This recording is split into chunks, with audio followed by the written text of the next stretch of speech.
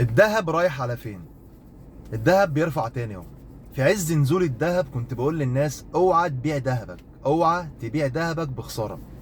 كانت الناس كلها بتيجي تهاجمني تقول لي لا انت عايز الناس تخسر، الذهب هينزل، الذهب هيروح.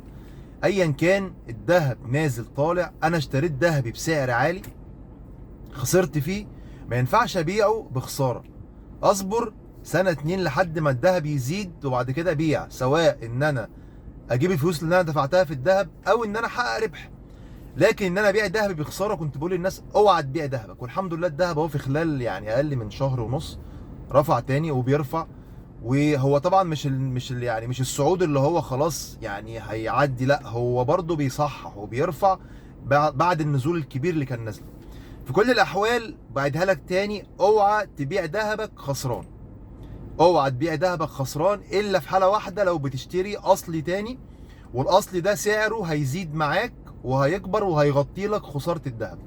غير كده عايز تبيع الذهب عشان تسيل فلوس وانت خسران، اوعى تبيع ذهبك بخساره مهما كان، لان خسارتك في الذهب دي مش هيعوضها حاجه تانية.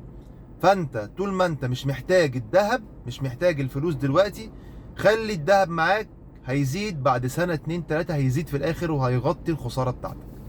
وفي الاخر قبل ما تيجي تستثمر فكر تحط فلوسك في الحاجه اللي تكسبك صح، واختار صح، وادرس السوق كله قبل ما تفكر تستثمر في حاجه.